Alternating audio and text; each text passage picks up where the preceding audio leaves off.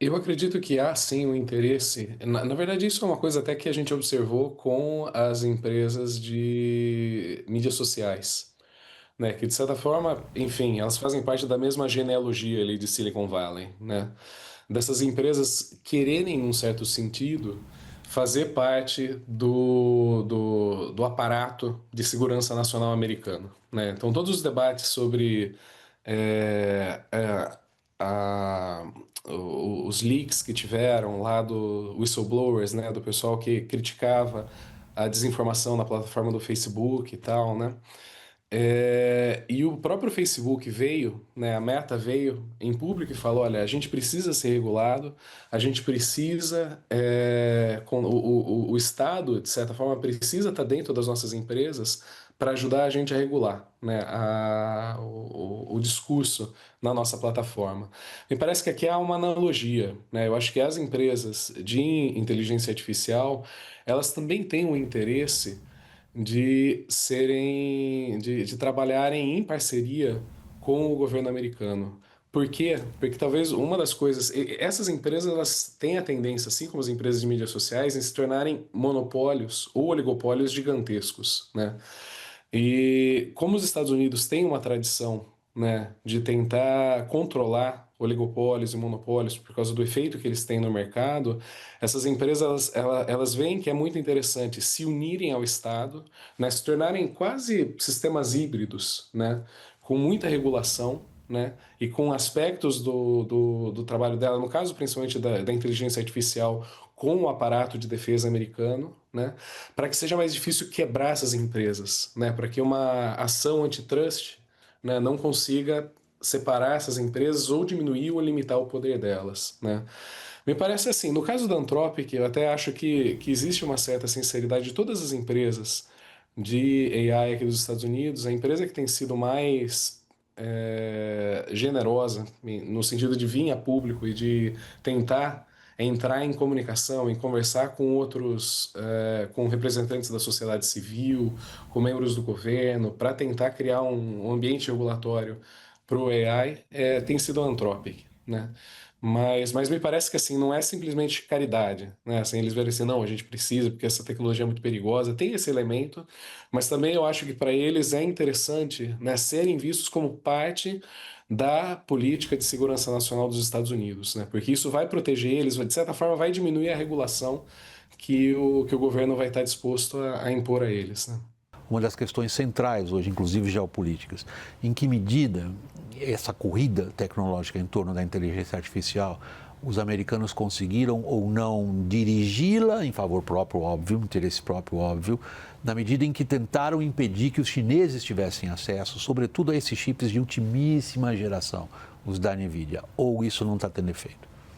Bom, foi uma estratégia dos Estados Unidos de tentar estrangular, e não é de agora, então isso veio desde o governo Trump 1, passou pelo Biden, que colocou um controle de exportação, dividindo o mundo em três grandes grupos, né? Os que podiam comprar, os que precisavam de permissão. O Brasil, inclusive, estava nesse segundo grupo, nem podia comprar direto, tinha que pedir uma permissão.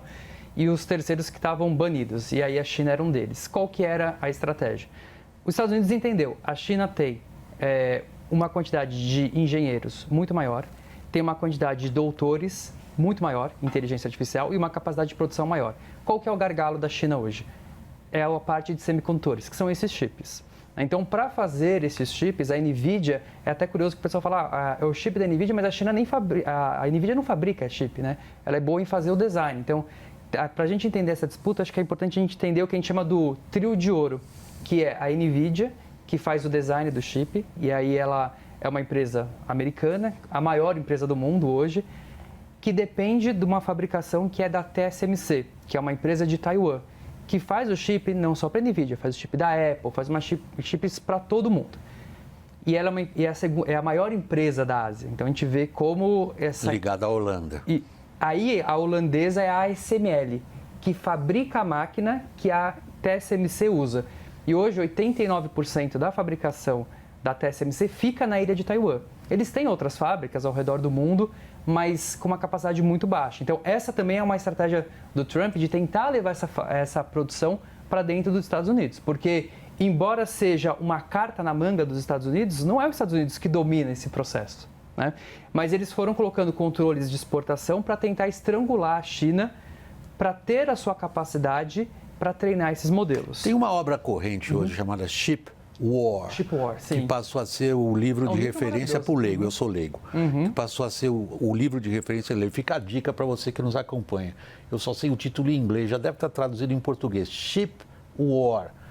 Tenham isso na prateleira, porque é a melhor explicação, digamos, para leigos como eu, nessa área, sobre o que significam todos esses passos. 1, nas tecnologias. 2, quem depende de quem. 3, quem está tentando fazer o que com quem? Mas prossiga, Diogo. Então a gente tem esse trio de ouro e os Estados Unidos, então, ele coloca restrições, controle de exportação em todos esses, né? Então a NVIDIA não pode exportar o chip final para a China, a TSMC não pode fabricar para uma empresa chinesa e a SML, que faz a máquina que é usada para fabricar o chip, também não pode exportar para a China.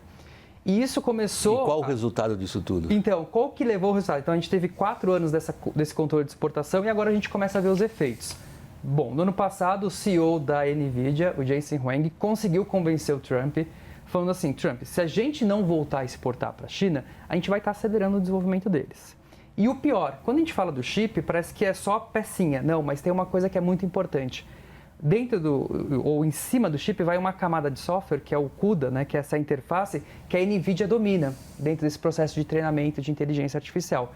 E o Jensen Huang falou, se a gente perder esse padrão, se a China conseguir desenvolver algo e o mundo começar a utilizar, a gente vai perder essa corrida, né? Então ele convenceu o Trump a permitir exportar os chips, não o mais avançadão, né? Mas um relativamente bom. O chamado segunda linha. Um relativamente bom, né? E aí foi a vez da China falar, não quero, né? Não preciso mais do seu chip. E aí é a China agora que está colocando controles de importação, porque a China entendeu que ela conseguiu desenvolver uma cadeia que para a autossuficiência dela faz sentido, que é um chip da Huawei, né? O Ascend, uma família Ascend que vem crescendo muito. Então hoje vários modelos já estão sendo treinados com o Ascend e mais do que isso, hoje uma parte do custo computacional está sendo na fase do uso da inteligência artificial, não mais o treinamento, porque é muita gente usando, os modelos estão ficando cada vez mais complexos e o Ascend entra como uma estratégia boa nesse sentido. Então, hoje, aquilo que era um ponto de estrangulamento dos Estados Unidos começa a se dissolver também, mas essa disputa ainda começa a ficar entre os dois países, só que o fato da China entrando, né, nesse mercado e virando um potencial exportador, também ajuda o resto do mundo a se equalizar. Porque acho que para a nossa audiência entender, né, a gente fala do chip, da GPU, para a gente ter um contexto, um chipzinho, né, uma GPU, ela custa de 35 a 40 mil dólares, uma. Né? E para a gente entender a divisão que está no mundo hoje da infraestrutura computacional para a inteligência artificial, a USP anunciou recentemente, na Universidade de São Paulo, um dos maiores clusters, ou o maior cluster para inteligência artificial da América Latina, que tem 92 GPUs. Bom, você pode fazer a conta, né? 92 vezes 30 mil dólares dá um montante bom. Só que quando a gente vai, por exemplo, para o treinamento de modelos que não são super grandes, mas clusters que a China usa, tem no mínimo de 25 a 30 mil, os menores, 1000 GPUs. Para 92.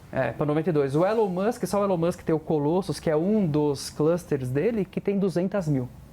Então a gente começa a ter essa divisão muito grande em que esses dois países não têm só a capacidade cognitiva, a mão de obra, o talento, mas passa a ter a infraestrutura necessária para isso, que é uma infraestrutura muito cara.